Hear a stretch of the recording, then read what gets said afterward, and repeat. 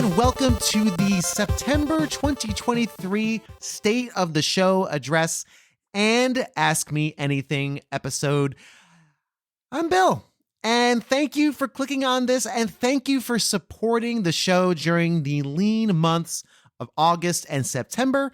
If you've been listening to the show for a while, you know that this is my busy season at work. When all the students are back in school, that's when my company goes from busy to insane. So it's been a very busy 2 months. I've been trying to get some stuff out, trying to get smaller episodes out, keep the train a rolling, but it's been more challenging. So thank you to everyone for continuing to listen. Check out some of the old stuff you may have missed over the last couple of years and continuing to support the show through your listenership. It's, as always, it's greatly appreciated. Thank you, thank you, thank you. So the first thing I wanted to do with this, and actually the main goal of this episode, is to not only do the AMA, which will be in a bit, but talk about what's coming up on the show, what you can expect from the next couple of months of A Gamer Looks at 40. So let's just go through the schedule and just take it from there. So next week, September 4th, Monday, September 4th, starts our Earthbound series. Now, the Earthbound series was supposed to be an episode. It was supposed to be just, I want to do an episode on Earthbound. I want to do an episode on Mario Paint, which is done, of course, and an episode on renting games. And I figured if I can get those done, I'll have like half of the back to school season filled, and the rest can be either best ofs or other things, right? A mix and match.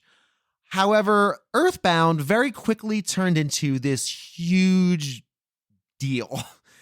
I got a lot of interview copy or interview audio from my Earthbound conversations. I spoke to 12 people and came away with 6 hours of audio for Earthbound. Now, obviously, not all of that's going to make the final episode. I do have to be selective in how I choose the clips. Remember, I am trying to build some sort of narrative, loose documentary style narrative with these clips. So I have to be a little selective, but it's a lot to go through, as you can imagine. So as of right this minute, there are going to be 4 Earthbound episodes. September is going to be Earthbound month, maybe 5. So if you love Earthbound, this is the podcast for you. If you don't like Earthbound, then listen to Gamers Week, listen to Games My Mom Found, listen to New Dad Gaming, listen to All In Podcast, listen to Relive in Retro, listen to Michael K. Hughes' new podcast, Capes and Junk. There's all sorts of stuff to listen to, and there's old back episodes. Again, I have 80 and change numbered episodes of this show and a bunch of Tales from the Bargain Bin. There's lots of stuff out there. Just dig back through the back catalog if Earthbound is not your thing. And if it's not your thing, I maybe even still listen to it because there are some really cool stories about Earthbound. So the first episode of Earthbound, which is done, it's in the can, it's ready to be released, is going to be out on September 4th. That is the part 1-it, get it? Part 1-it, which is the introduction to A Strange New World. Basically what it is a collection of people's first impressions as a kid and impressions as adults, and kind of how those two things change, because Earthbound is the kind of game that really just ages beautifully. If you play it as a kid, it's a silly game with a bunch of kids and goofy characters. And when you get older, you realize it's about existential crises and about growth and all these really cool themes. So we kind of talk about impressions. That's the first episode of this introduction section. The second episode, which is the part 2, Part 2 song, probably. Part 2 is themes, big moments, gameplay, mechanics, and characters. Does it sound like a lot? Yeah, it is. Right now, it's 3 hours long. So that's probably going to be broken up into 2 episodes. As you know, I like having these episodes hour and a half. Again, nothing against friends who do long episodes. I'm looking at you, Nerds Without Pants. But and that's fine. That's a great format for you guys. For me, I like to keep these more contained. 60 minutes to an hour and a half is like my sweet spot for these. So what I'm going to likely do with this is part 2 will be moments and gameplay. And then part 3 is going to be themes and story. That's kind of the way it's stacking up right now, but that may change. So part 2 will be on the 11th. Part 3 will be on the 18th. On part 4 will be the final moments of the game, the battle, the final battle, the ending, and then other extras that are in there. Elevator pitch. We'll talk about music. The other sprinkling of conversations that are in there, but mainly focused on those final moments of the game where all the big themes come together in that glorious, glorious ending that is honestly one of the more stunning endings of a video game I've ever seen. And then part 5, which was I just thought of this last week as I was editing. A big part of Earthbound is the community, because the community surrounding the Earthbound game it's awesome. It's really rather beautiful. The community that's grown with this game.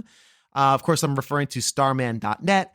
I've reached out as of last week to a couple of key members of those communities, and I'm just trying to gather people for an episode that we just talk about the people who were touched by Earthbound, the people who are still love this game. I want to kind of celebrate that. There's also a film coming out. It's a documentary. I've reached out to the director of that film. It's an Earthbound documentary, so we'll hopefully talk to her. All that's in work. So why I'm putting the asterisks around it is this show is reliant on people reaching out to me and talking to me. So if I can't get those people in time for that episode, this will be just a 4-parter. If I can get a community episode in place, that'll be the part 5. After that, I have a really fun episode lined up. And I want to kind of save this, but if you're listening to this show, I feel like if you're listening to this rambling, then you care enough to hear about what's coming next. So here it is. Just in time for hockey season, if everything shakes out the way it ought to shake out, it'll be October 9th. I will be releasing an episode about NHL 94, and it's going to be a conversation. I have 2 people loosely confirmed for this. I'm hoping to get a third, but we'll see. It's going to be a conversation with 2 people who actually helped develop the early EA NHL games, including NHL 94. It'll be a conversation about how it was in those days to code for the game, for the Super Nintendo and the Genesis, how they got involved with the project. I have 2 people, like I said, who one was the executive producer of the entire series, another was a co-designer and also ran the production for the early games. So it's really going to be talking about early NHL games up to probably 94. One of the people worked on it up until year 2000, up to NHL 2000. But it's going to be really exciting. I'm hoping to get one more person. And with these sort of things, when you're trying to wrangle people, I have a soft date for the interview itself. I got 1 confirmation thumbs up. I'm waiting for another. So hopefully that gets going. So October 9th, if you love the NHL series, and I know a lot of you do, I adore it, of course, especially the early games. This will be a really fun interview. This will be a cool opportunity to hear what happened in those days and how these amazing landmark games came to fruition. And then after that, Final Fantasy. We hit the ground running, hopefully, with Final Fantasy. Now, I'm going to say hopefully because this is the month, September, I'll be doing all the interviews for it, or trying to do the interviews for it. Once I get the interviews together, then as everyone knows, I then start piecing together the shows. Final Fantasy is a huge undertaking, mostly because not only do I have to play the games are very long, as we all know. They have big holes in my fandom. And unlike Zelda was big, but I played more of those games. I had more experience. Final Fantasy is just feels like a chunkier meatball. I'd like to get all my interviews done in September, especially for the first 6 games, the SNES and Nintendo versions of the game. I think I can do that. And then step through the other games as well. The reason I'm always putting a soft on that is that right now I'm trying to focus on quality more than quantity. I love getting new episodes out every week, but I don't want the quality to suffer or to have everything become rushed because I'm trying to hit some kind of self-imposed deadline. I'm very fearful of missing shows. I don't like missing weeks. I've missed a couple deadlines for my patrons, which really bugs me. I don't like missing these deadlines because I like to keep momentum going. And if you like this show enough to listen every week, I want to honor that. Genuinely, I want to honor that by releasing something every week. Even if it's a simple Tales from the Bargain Bin or a little sideshow, something for the week. This also, I think, matters for consistency. I don't want to be the podcast that posts, whenever I feel like. I like to have that structure, and it's fun to do. And I just because it's fun to do. But I also am aware that if I stretch myself too thin, the episodes will not be good. And the shows, first and foremost, have to be good. So there may be a delay in the Final Fantasy series. I will let everyone know via Twitter and Discord and all the social media platforms, just so everyone's aware when these things start. But my hope and goal is for the Final Fantasy series to start on the 16th of October. And that will take us all the way through to the end of the year. I'm going to be covering every game. Not every game gets its own episode. 2 and 3, for example, it's going to be a combo episode because nobody played 2 and 3 as kids. It wasn't available in the US. 5 might get its own, because I think 5 is very interesting, but might be like a mini-sode. And some of the episodes are going to be multiple. There will be more than one episode on 6. That's guaranteed. There'll be more than one on 7. I can't imagine not. I'm sure there'll be at least a couple on 10.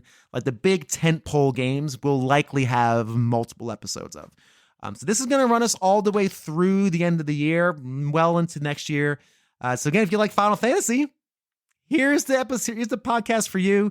If you like Earthbound, this is the podcast for you. And that's going to basically take us to the end of the year.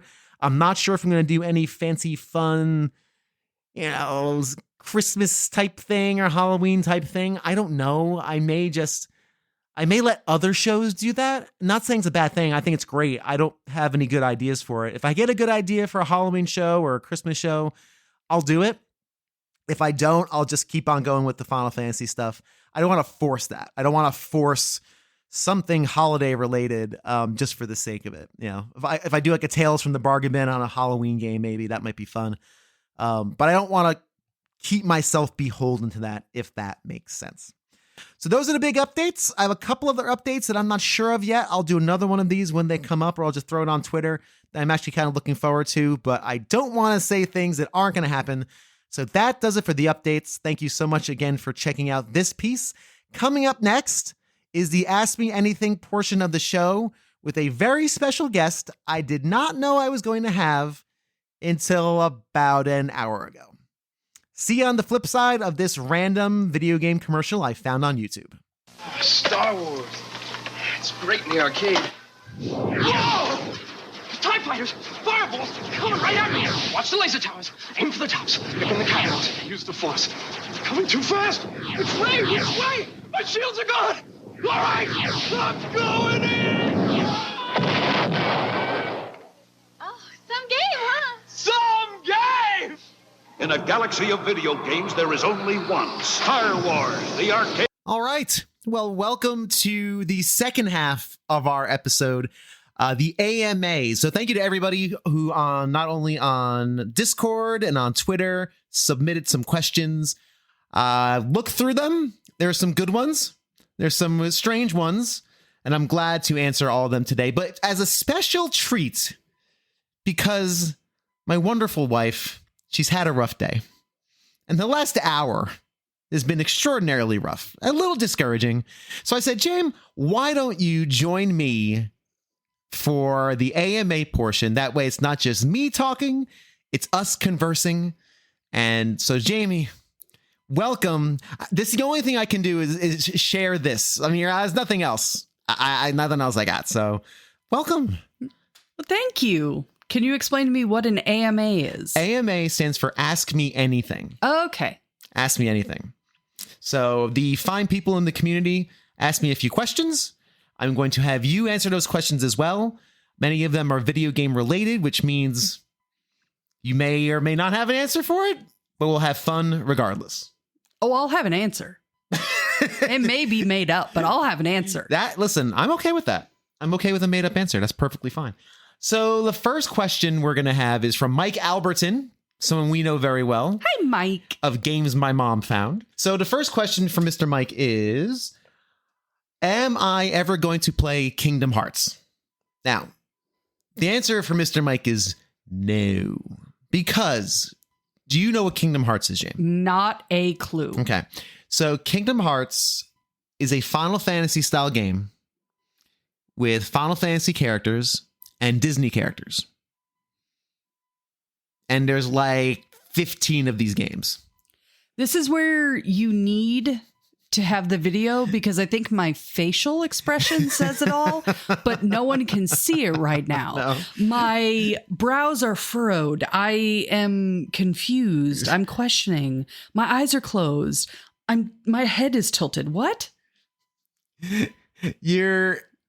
So it's a Final Fantasy role-playing style game. Okay. You have magic, and there's Final Fantasy characters, like Cloud, I think, is in the game. I know very little about Kingdom Hearts. Okay. And it's Disney characters like Mickey and Goofy and Donald Duck and Aladdin's Genie. And it's a role-playing game that has this very dense lore. Like, it's got this really intense story. I am literally picturing Mickey Mouse with the giant Final Fantasy sword going and sliding it across the concrete with sparks flying. Well, it's not so... There's a Keyblade. So the main character, I don't know the main character name. This is literally a dingbat me explains Kingdom Hearts because I know nothing about the series, but there's a lot of Kingdom Hearts. There's like so much of it. Okay. So the answer to Mr. Mike is probably not, unless the show becomes A Gamer Looks at 50 and somehow I have limitless time. I don't know. When Kingdom Hearts was a thing, when? The first Kingdom Hearts game was, I think, on the PlayStation 2. How old was I? Yeah, PlayStation 2, 2002 was the first Kingdom Hearts game. Oh, yeah, I was sophomore year in college. Yeah. I had nothing. Yeah, I was almost out of college at that point. You went to college entirely way too young. I know. I was almost done by then. 2003 is when I graduated. But yeah, see?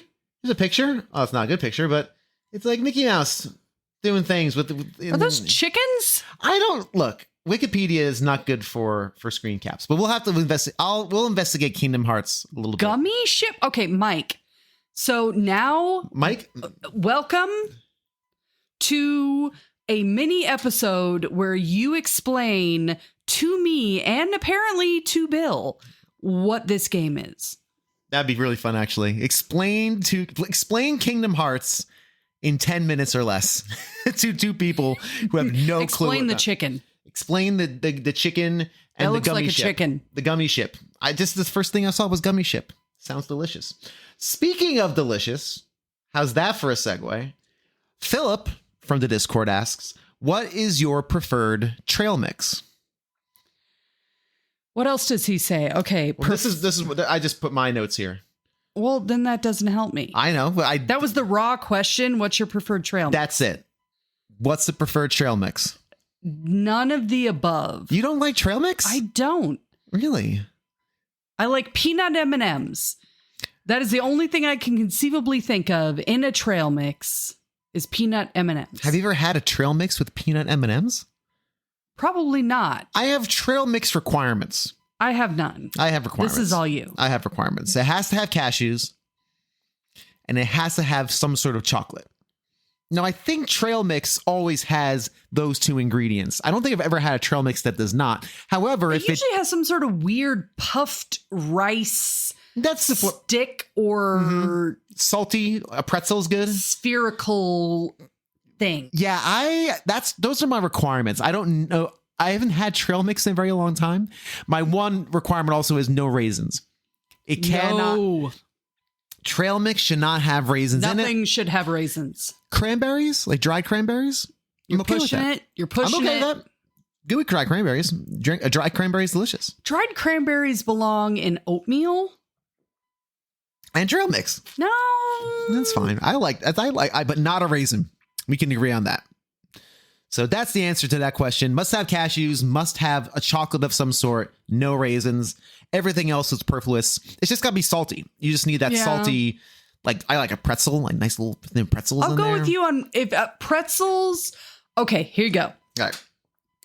Pretzels, cashews, and peanut butter M&Ms.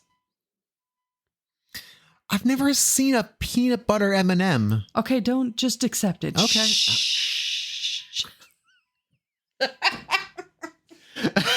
Okay. The good thing there isn't a video component to this, or else someone would have seen me physically get shushed. Next question is from, again, Mr. Mike Alberton. He asks, what is our favorite candy? My favorite candy is Reese's Peanut Butter Cups, which I think Reese's Peanut Butter Cups, because that's the kind you get all the time. But Reese's Peanut Butter Eggs or trees or pumpkins, that's next level. But that's like special treat. That's like holidays. So I'll say Reese's Peanut Butter Cup and any derivative thereof would be my favorite. I'm also fond of Milky Ways. I know you think that's crazy, but I'm fond of Milky Ways. And our friend Kevin turned me on to Werther's Originals a couple months ago. I never had a Werther's Original. Those are delightful. Seriously? I never had a Werther's Original. It was amazing. It's old man candy. Grandpa. I may have balked at my grandfather's Werther's Originals. I tried it for the first time a couple of months ago, and it was delightful. It lasted a long time, was mellow, wasn't too sweet. My grandparents didn't have Werther's Originals. They had like lemon drops, which were awesome. I never had a lemon drop. Really? Yeah, never had a lemon drop. So what is your favorite candy? What is the candy you're most likely to steal from our son? Come November 1st. Peanut butter cups. Peanut butter cups. Of course, that's the right answer. Yeah. It is sure as sugar honey iced tea, not a Snickers, because I am apparently allergic to Life and Snickers, as I am breaking out in hives everywhere as we speak from a Snickers. I don't know. I don't know. Who knows? I'm allergic to everything. I told y'all it's a bad day. It's been a bad day. It's been a bad hour. I went to Costco and I bought a giant bag of candy. With the foolish thought, oh, we'll save this for Halloween. My first answer was, this is not lasting till Halloween. Yeah, and then I busted it open. Chance. We ate all of the peanut butter cups instantly. No, there's still a lot there. Now I'm eating 100 grand because those are quite good. Although Nestle's Crunch. Nestle's Crunch is a good candy. It's delicious. It's good. But yeah, no, Reese's Peanut Butter Cups. It's B tier. All the way. What's your most nostalgic candy? This is a question I'm adding in because I thought just extend upon that. Wasn't like a nostalgic candy. You eat it and you're like, oh, I remember when. Reese's Peanut Butter Cups. It's like hands down the best candy ever invented. Best, like nostalgic though. Like all of it. Okay. All of it. All of it. Life revolves around Reese's Peanut Butter Cups. And you eat them. I eat them weird. I eat everything weird. You eat them very strangely. So may I describe? You can describe. No, you can go ahead. So make sure I got this correct. You nibble around the outsides. I eat all the chocolate off. Yeah, but you start by nibbling the exterior of the peanut butter edge. cup. So you're basically like you're teasing your food before you kill hamster. it. Yeah. Yes, like a strange hamster. You're nibbling on the side around the edge of the peanut butter cup. You should see me eat a Nutter Butter. Yeah. This is why these things don't exist. This is how I got him to marry me, people. I did not eat in front of him. Fair. And then you eat all the chocolate, painstakingly, surgically, and then you eat the peanut butter itself. Yep. You deconstruct. Yep. I eat Reese's Peanut Butter Cups as God intended. No. One bite, wrong. Like they show in the commercial. When the peanut butter cup is getting consumed. I would like to point out. Nope. No. I want to point out that our son, without ever watching me eat a peanut butter cup, eats it the same way I do. He deconstructs everything the same way I do because genetics. I was like, the curse of genetics. That is natural order. That is the natural, progressive it's the sins order. of our fathers and mothers that's coming to fruition here. No. But for me, nostalgic candy are Andes candies. The little chocolate and mint. We had this conversation today about chocolate and mint. My Grandma Tucker, always had a bowl of Andes candies in a little dish at her house in West Orange, New Jersey. And it was always fun to go there and raid her dish of Andy's candies. And I haven't had an Andy's candy in probably since she was alive, probably. I don't know how long. But she always had them there. And it just reminds me of Grandma's house. So that's my nostalgic candy. Why don't I like Andy's candies, honey? Because it's chocolate and mint. Why don't I like chocolate and mint? Because the twain shall never meet. Have I never told you this story? Oh, it has something to do with your brother, right? Yeah. Yeah, go tell the story. Tell the story. Yeah, like I love my brother. Legitimately love him. My hatred of chocolate and mint is completely because of him. So we used to go to this restaurant, which y'all probably don't know. You know it as a salsa that you buy from the store, but it used to be a restaurant called Chi-Chi's. And we used to go to Chi-Chi's all the time in Des Moines, Iowa. We went there all the time. It was our family treat. We thoroughly enjoyed it. And they always gave us Andy's candies. And we'd eat them and we loved them. They were amazing. And my brother dared me to eat as many as I could at one time. So I stuffed my mouth completely full of Andy's candies to the point where I literally could barely breathe because I had so much mint chocolate in my mouth. And he refused to let me spit it out. He made me eat it. I wanted to die. I have never been able to eat any mint chocolate. No mint chocolate. That's so hard. I first off, my main question of that is, where did you get all the Andy's candies to shove in your mouth? Did you actually steal the dish from the restaurant? And was this at the restaurant? So it was at the restaurant. So you sat there. It was a large party. It was multiple. My mother, my brother, my brother's friends, my mother's friends. Everyone unwrapped the chocolate and handed it to me to watch me suffer. Minute. The whole family was in on this? Multiple families were in on watching me suffer. Now we're getting to the heart of it. I thought it was just your brother and you being goofy. No. And I'm always thinking, where did you get all of these illegally pilfered candies from? Did you go behind the counter of the restaurant and snag the giant bag? But this was at a party with a minimum of 9 people. Good. And everyone's like, oh, hey, James, try this out. Hey, 6-year-old, put 9 Andy's mints in your mouth. Hey, child, attempt this little gag. Oh my gosh. Never gotten over it. I don't blame you. Now I'm not over it either. And let's finally just go with worst. I put candy corn in anything with coconut because coconut's a horrid substance that shouldn't be in anything. Candy corn, I don't know why. Candy corn, I despised my entire life until my weird self hit 41. And now I like candy corn. So I think it's the beginning. I'm sorry, honey. It's the beginning of the end for me. That's fine. I like candy corn. That's fair. I love you. It was really great knowing you. It was good. We had a good run. I like candy corn. Now, if I ever like coconut, love me because it means the world is ending and I will be dead within 24 hours. You are going to the hospital if that happens. There is anything with coconut is the worst thing. I don't care. It is not just, it is texture. It is taste. Yeah, it is bad. smell. There is nothing okay with coconut. All right. So now Phoebe, who's a friend of the show, she's been on the show a few times, also on our Discord and a wonderful patron.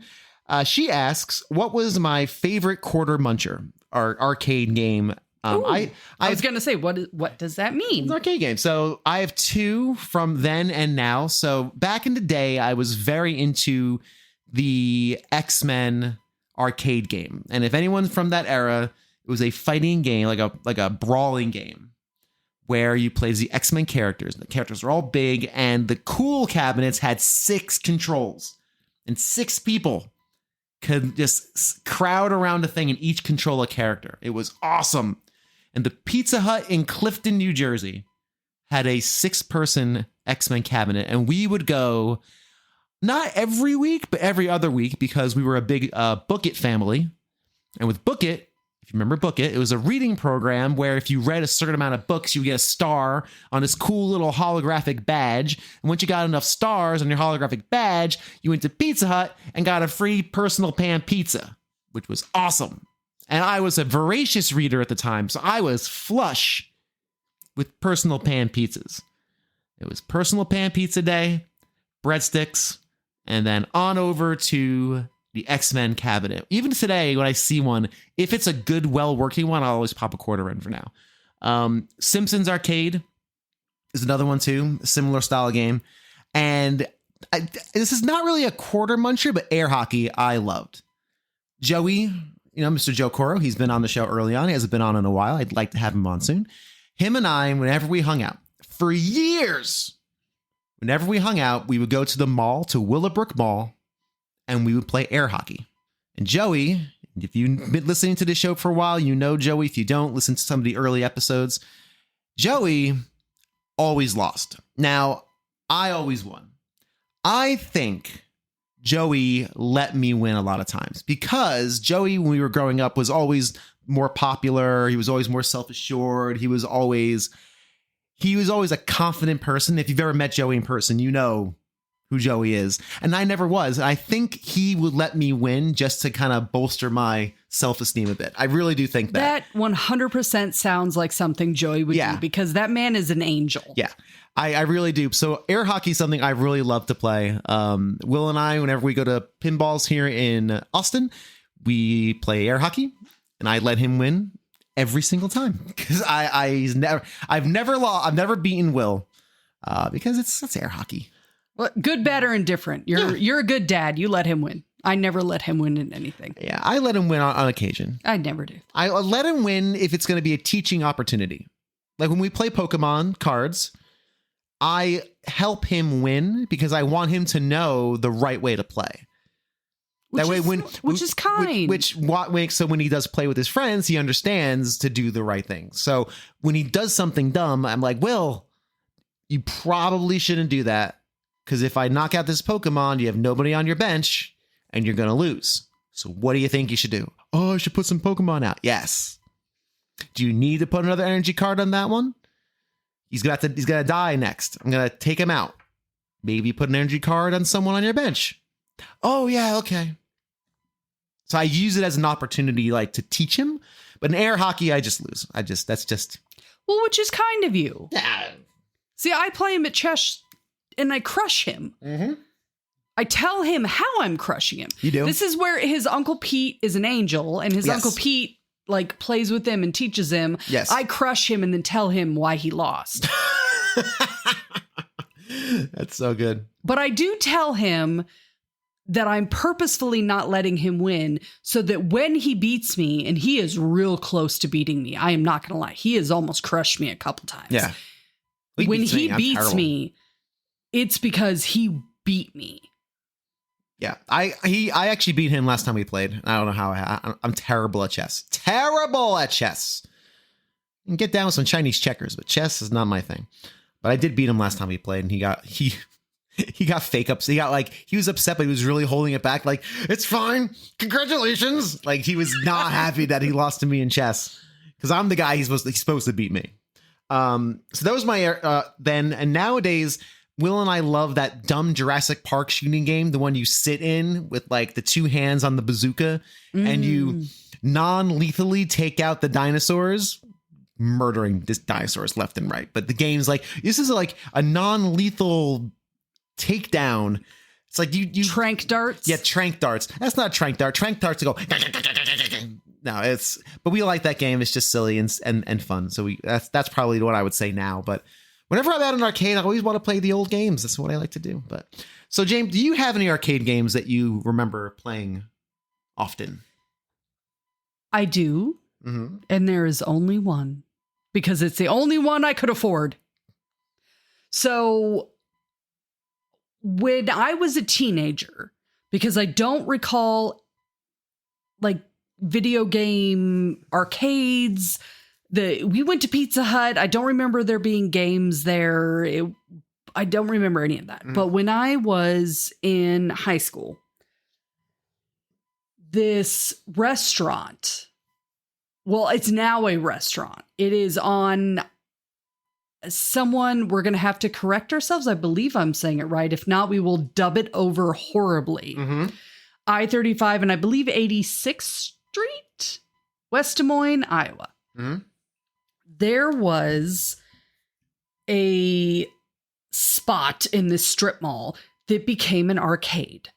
Mm-hmm. And my friends and I would go there because we had nothing else to do because it was Iowa. Mm-hmm.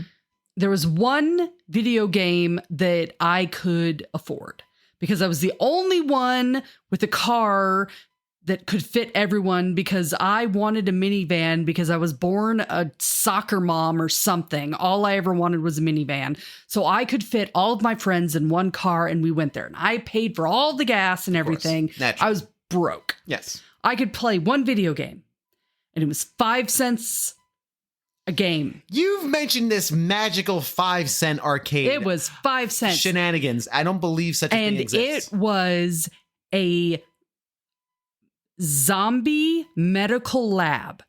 It was a arcade shoot 'em up game where I had a gun and I was a laboratory scientist and there were zombies everywhere and I got to shoot them all to death. And it was the best because it was 5 cents. Now, so did you actually have the gun, like a physical? Yeah. Okay. Was it House of the Dead? I don't know. Is there a lab in House of the Dead? There's all sorts of zombie shooting game. Well, What year was this? Oh gosh, I don't know. 90. It was the late 90s. Yeah. I don't know. There's been 100 House of the Dead games, so you just like. No, there was a laboratory. All right. Because apparently, like me and who said laboratory? Laboratory. Like that? Didi. Did it look like that? Didi. What are you doing in my laboratory? Could you see all their guts and their brains as you blew off pieces of their bodies? I only remember the scientists. Scientists? There were scientists in the laboratory. Didi. I like the way you say laboratory. It's actually really good. Didi. I'm going to guess what are you it's House doing of in the my Dead. laboratory? If you know what she's talking about, scientists, it had laboratory, to have been House of the Dead. I don't know. It must have been House of the Dead. But there were scientists, and they were like, they've gotten out. Some, poor blonde chick that quickly gets eaten, and that was. Well, I'm gonna have to do some looking in on that one. Do some looking in. All right, cool. Now, Mr. Pete Harney, again, beloved Pete Harney, he asks, if you could watch a movie or series again with no knowledge, what would it be and why? Now, you have one, James? If you have one, I have a multitude. So I would say pick one. I still need to think through it. Okay, you go first. No, I have to think through it. I gotta go first? You gotta go first, yes. Goodness. Sorry. Still thinking through it. Okay, so if I could watch a movie or series, I'm going to go with series. I'm going to narrow it down. I have a movie, so you go series. Series again with no knowledge. What would it be and why? I want to say Bones. The series? The series Bones, because I love the series Bones. Or I have to say there's one series I could watch multiple times over and over again would be Bones, because I loved that series. The second would be Voyager.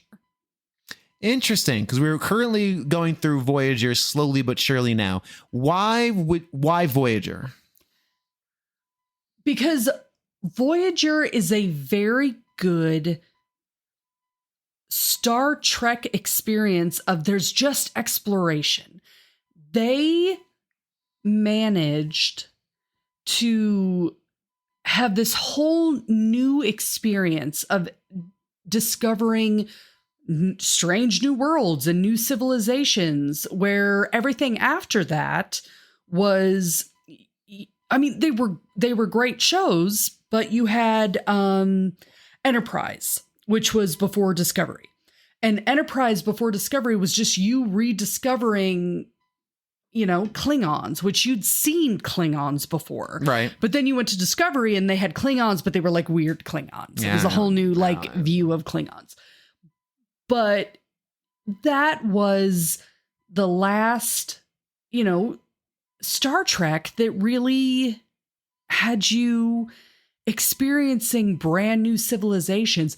It was the deepest dive into the Borg that I've ever seen.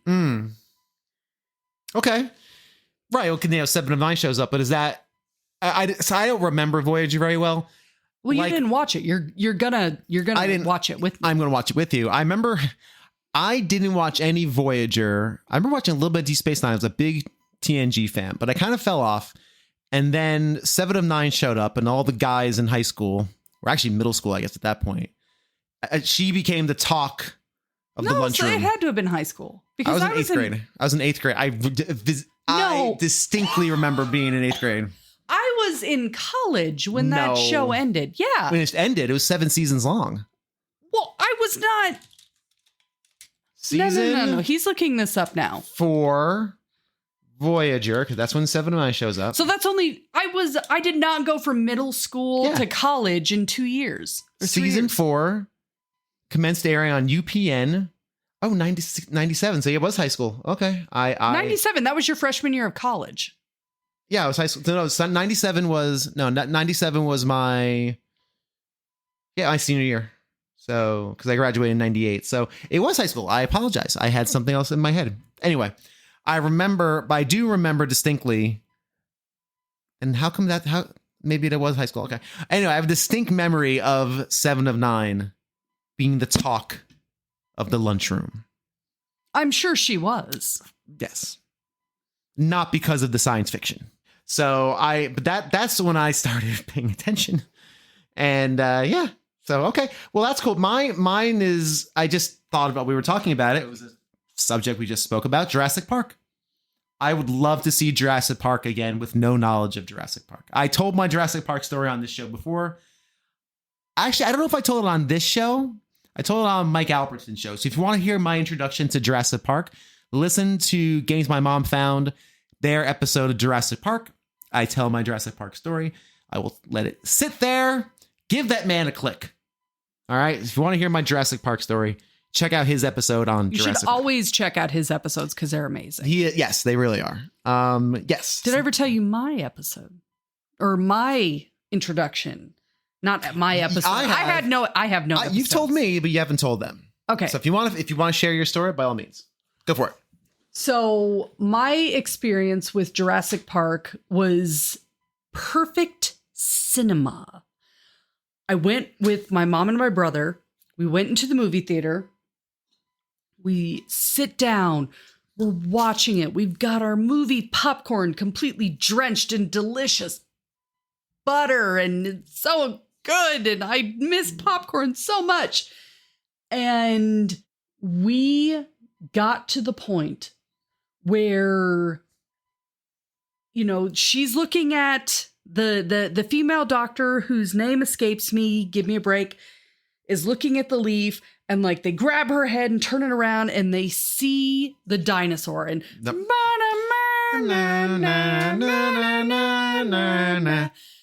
and this movie theater dropped the temperature and blew air through the entire theater. So it got real cold real fast with wind blowing, hair moving. It was amazing. That's cool.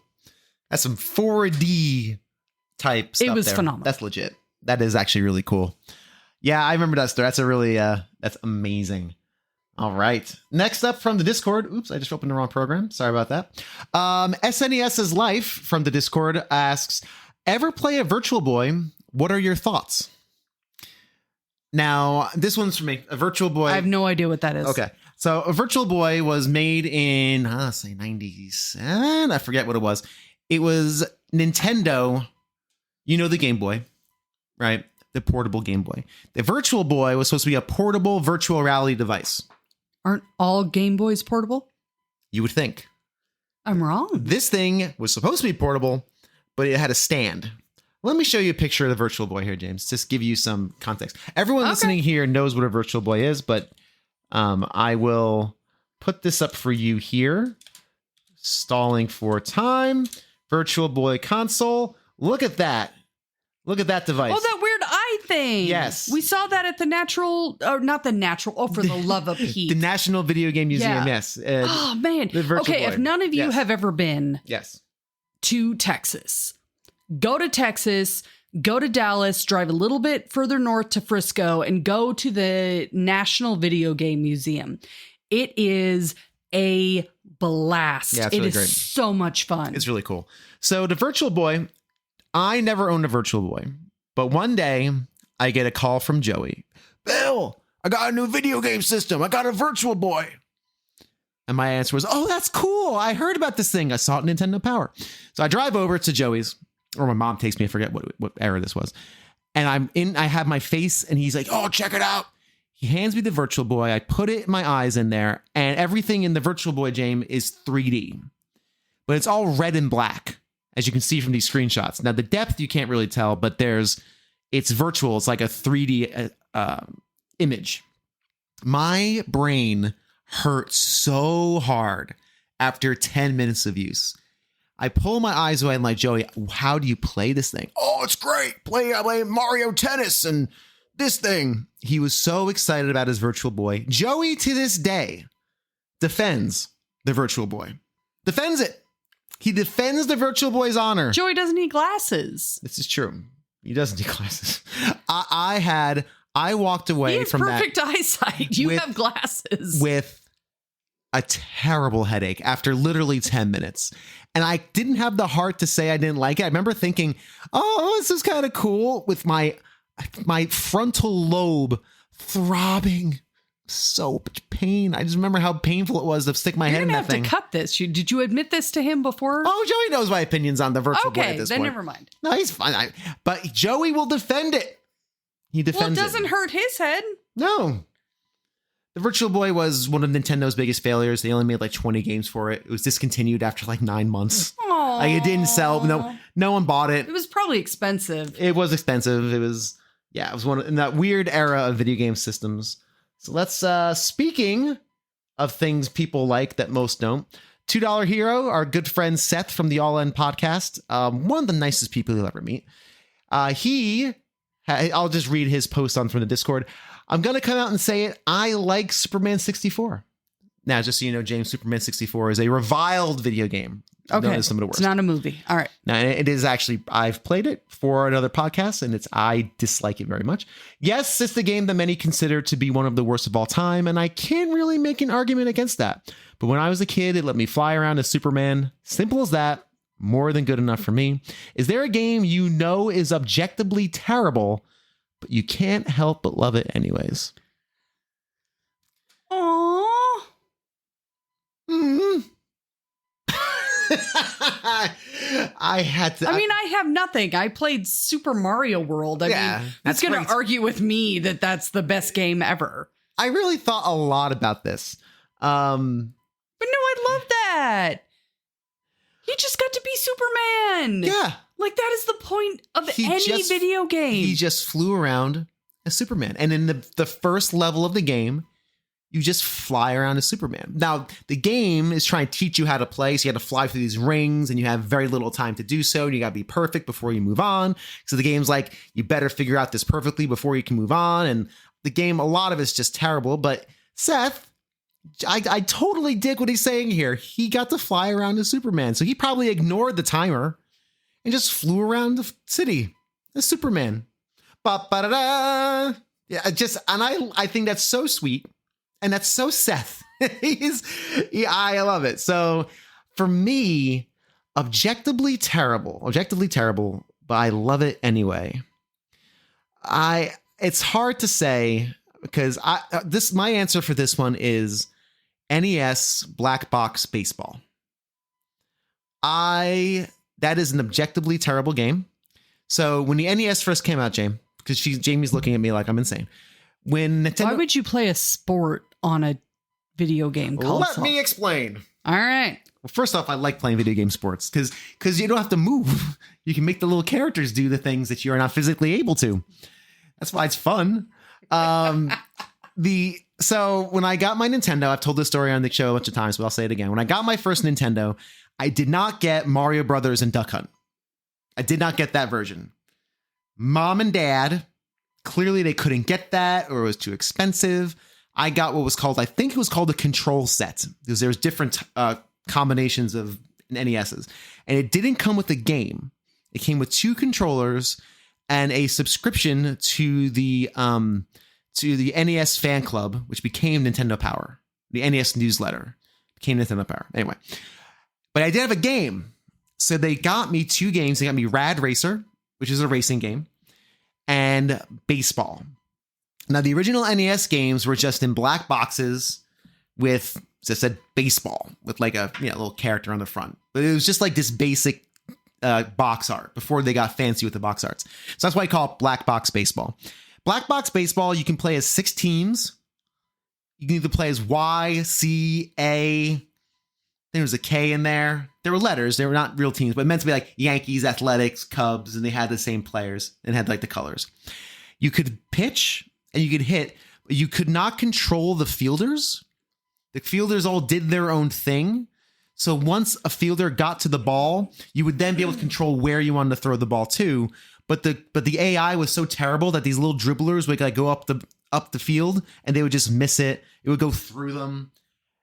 It's not a very good baseball game, but I played so much NES Black Box Baseball. Well, it's what you had. It's what I had. Not only did I play it a lot, I made up fake seasons. I had a giant binder of pages where I had names for all the players, my pretend players, because none of the players had names or numbers. It was just random, just dots on the thing. I had names for all the players on all the teams. I kept track of their stats for the entire season. I would do like 20-game seasons. I literally had binders of handwritten notes that were like erased out, like box scores. I kept track of everyone's home runs and their ERAs. I turned it into my own simulation baseball game. So Black Box Baseball is the one I think that is, I cannot help but love it. Again, for that personal reason. All right. So that was all the questions from Discord. Let's go to Twitter real quick. There's a few on there. First off, the Gamers Week podcast. They asked a collective question as a podcast. They ask, which video game character is my spirit animal? I've been thinking about this for a while. I don't know if I have a great answer. Do you, James, think you might have a video game spirit animal? Man, that is a very good and hard question. I know. Because what embodies you? Can I dual answer it? Yeah. Okay. Don't look at my screen. Not looking at your screen. I'm going to go with Yoshi, strictly for the sense of I just love Yoshi. Yeah. And probably has nothing to do with, I can't think of a single thing that would be my spirit animal of Yoshi, other than the fact that Yoshi's amazing and he makes my soul happy. Yoshi is awesome. Yoshi's great. I would say a level up of Mario. Ooh. Okay. My spirit level up is the feather on Mario. Mm-hmm. Yeah. Mario World. The cape. Because you've seen what I can do. James owns on the Mario Kart cape. I don't Mario Kart. I'm not Mario Kart. No, I said Mario. Did I say Mario Kart? You said Mario Kart. Sorry. Mario World cape. Yeah. She owns. Kills it. Mine, I can't think of anything specific. I try to think of like, who am I? Like, who am I as a person and what character speaks to me? And the only thing I could think of as we were talking, this may be a little self-deprecating, is half joke, half actually true, is I am like any character in like a role-playing game that dumps a lot of lore on you. Basically the talkative person in a game, the one that over talks and you're just like hitting the button like, all right, come on. That's me. That's my spirit animal. The person who just wants to tell you all the stories. And most people don't listen or care. They're just hitting the button, just trying to get through it. That's my spirit animal. I get you, Villager 2 in Rando Final Fantasy game. Me and you. I know you want to tell me how the spirits have lifted the castle across the eons. I get it. You have so much to share. And you won't stop talking. Because that's like, all I can think about, what video character is constantly talking? That's my spirit animal. I mean, if you know about characters I love, I love Kirby. I love Kirby. I'm such a big Kirby fan. I think you nailed it with the first one, though. Oh, no. I mean, if you ask me like my spirit animal, I am the over-talkative NPC in a video game that just wants to drop lore after lore after lore, that everyone just wants to keep hitting circle. Please. That's probably it. Although I do have a like Kirby because Kirby's adorable. Kirby likes to eat. And Kirby has a lot of imagination. Kirby likes to be a lot of things. Kirby can't settle on just being Kirby. He wants to be a cowboy. He wants to be a knight. He wants to be a UFO. He has an imagination. So I think me and Kirby have I see Kirby and the Shy Guy, of course. And I love Shy Guys because Shy Guys are just the perfect piece of video game design. So there you go, 3. So NPC, Kirby, Shy Guy. Now, from Twitter, my good friend here, Michael K. Hughes of the brand new Capes and Junk podcast. I'm very psyched that he has a new show that he's doing with a pal of his. Good luck to you, sir, on your new podcast. He has 3 questions. Number 1, favorite Metroid power-up. Have you ever played Metroid? I have seen you play it multiple times. That's the one where she's the chick and no one finds out until the very end when they lose their minds, right? Correct, yes. Yeah, okay. Correct. My favorite Metroid power-up is the screw attack. The screw attack, basically, when you jump and you do a somersault, it turns you into this whirling buzzsaw of laser hinge death. I love it. Nice. It's great because it's so powerful and it's very empowering. That mixed with space jump, which allows you to do multiple jumps in the air, is just so fun and satisfying. That's my favorite Metroid power up. So the screw attack is my favorite. My favorite Mega Man X boss, Storm Eagle, because he's just so cool and his stage is so cool. I will show you a picture of Storm Eagle, James, because it's from Mega Man X, which is my favorite video game of all time. Look at that. Look at that dude. Bam! Storm Eagle. Awesome. He's my favorite. He just looks really cool. His fight's a lot of fun. There's a lot of verticality. You have to really move. It really requires you to be back and forth. Change him slightly and he would be in She-Ra in like a hot second. Like my She-Ra, not the new She-Ra. Yeah, She-Ra. Yep, Storm Eagle. That's my guy. Love Storm Eagle. Which my dear husband watched me get into an argument with a 6-year-old over She-Ra. Yeah, you did. And she was like, no, you're wrong. She-Ra is me, me. I was like, no. Listen, child, what do you know about anything? You just got out of diapers. Quiet about my She-Ra. She-Ra. She-Ra. The 2 more questions from Twitter, and then we'll wrap up this part of the show. Michael K. Hughes also asks, which Final Fantasy am I most looking forward to playing and why? And which am I least looking forward to playing? I am most looking forward to playing probably Final Fantasy 12 because I didn't like it when I first played it. I'm going to play the remaster version that takes away a lot of the things I didn't like the license board and stuff that I just bounced off of. I'm also in the midst of playing the one I was most interested in playing, which is Final Fantasy V. Because I've heard lots of good things, and they are warranted. I think it's a really good Final Fantasy game with a very interesting job function. I like the job system. I'm not a guy who loves job systems, but I like this one. So I am in the midst of playing the one I was most interested in. Like, ooh, I can't wait to play Final Fantasy V. In the midst of that, least favorite is going to be, ready for this? I almost said 16. That's the one you saw me play the demo of. The demo, I don't know. 15's close. Honest, but the one I'm least looking forward to is 7 Remake. So they did a remake. They remade 7? Yeah. Well, they remade like a quarter of 7. There's like be 3 remakes that basically redo the story. I don't know why. But why would they remake 7? Because Square likes money. And 7 was okay. So can I butt in? You can butt in with some hostility here. Yes, go for it. So I have a mostly hate relationship with Final Fantasy because I was blatantly ignored in high school over Final Fantasy.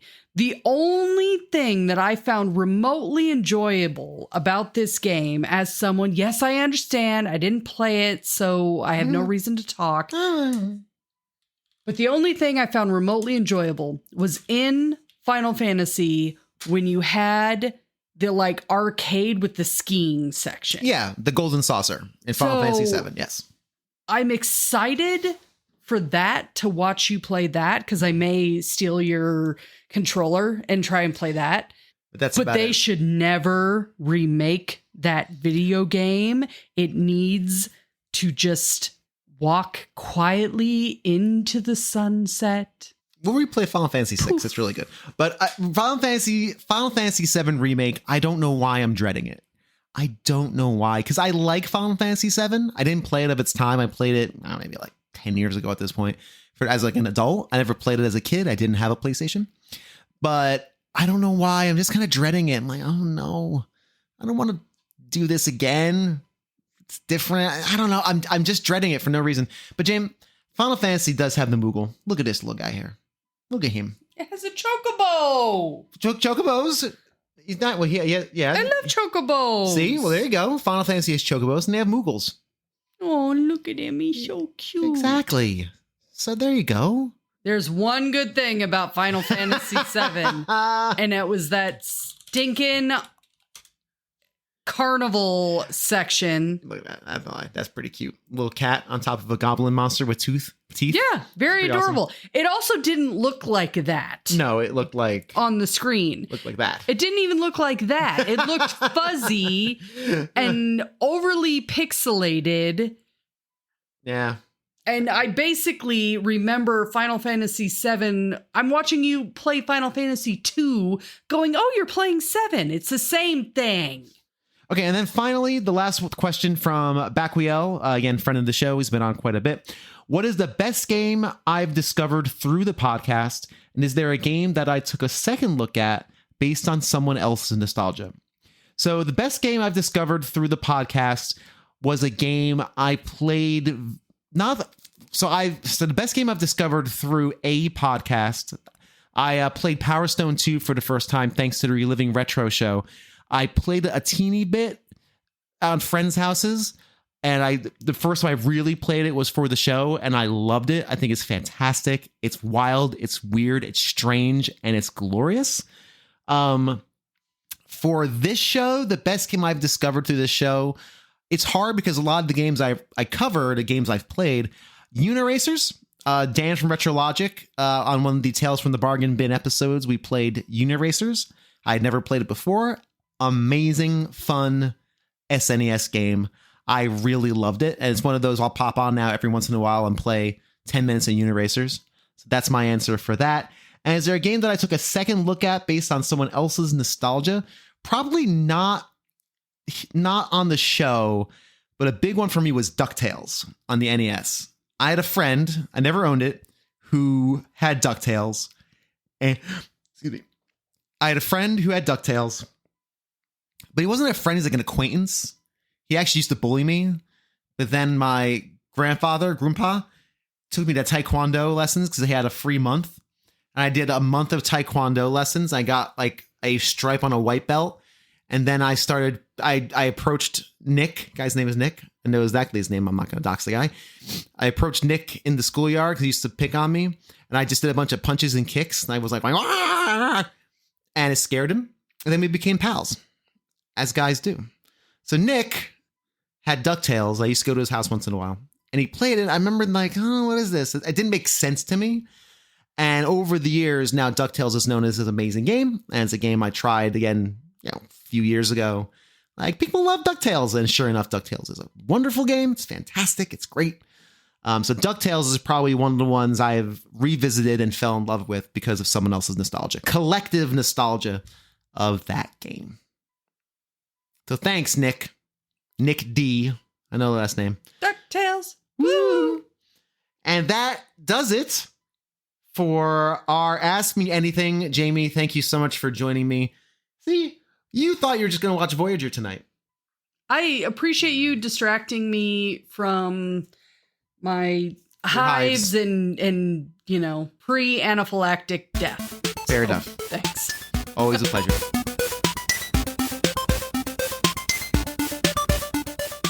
And thank you for listening to this edition of A Gamer Looks at 40. Hope you enjoyed the AMA. Hope you enjoyed the updates.